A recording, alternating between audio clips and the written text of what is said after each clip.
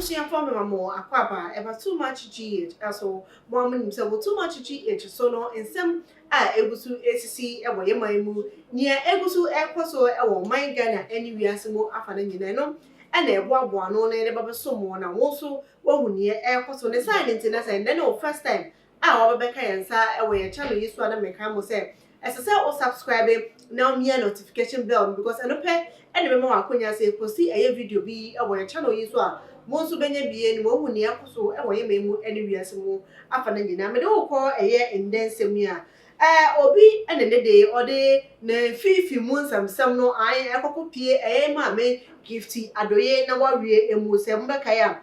ma me gifty adoye na sentemu ana ware honorable Hobson adoye na ye kana wawie mu nsam ate se ma amafo do na mu se odo wo ho pa ye na so odo de and nam say woni nipa be na 5 years 6 years and na wo mu say nipa we oyobi a obetimi ene natna amane ayeye enti sada na e ma me die na one nipa ne nante for 3 months ye ti an say wo ware abra papa no emunu ana hu say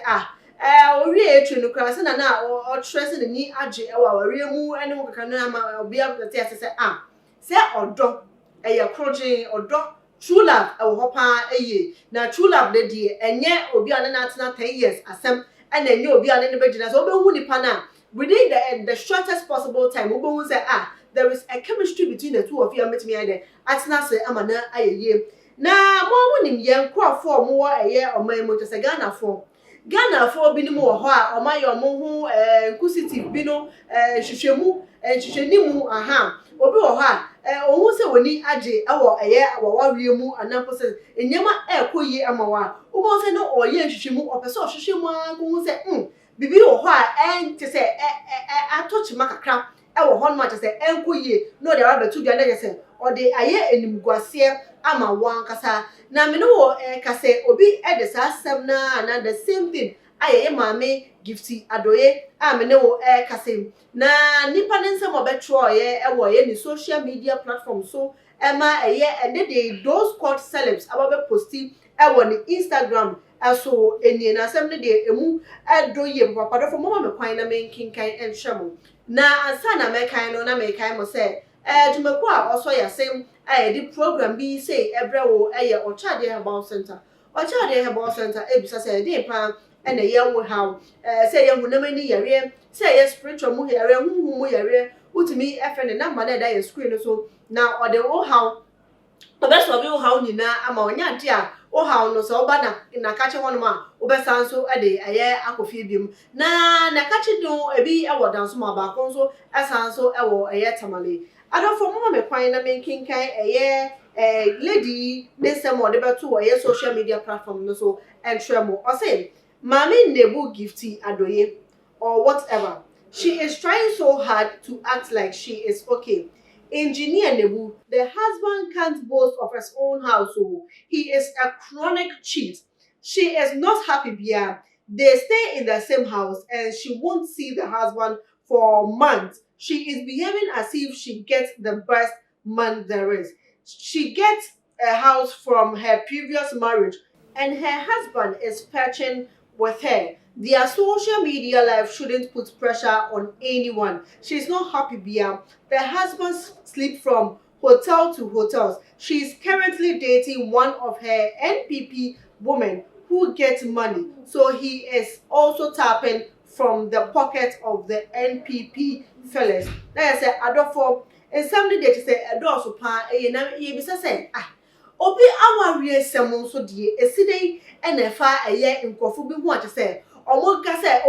woni ji kakra bi na wa ate so hwehwemu no da beto no do odigu oni ma say eno so kra den wo Ghana fo wo na ye dwon kra ye ntimi enti ase eside no bi awarie sem etimi ha amanfo sa na say ono no te na warie mu na say o hwede ne kunu achiti won ne so na mom so ni ne echi no be ma no ne ase so oye as okunu no oye a ohwe no obuno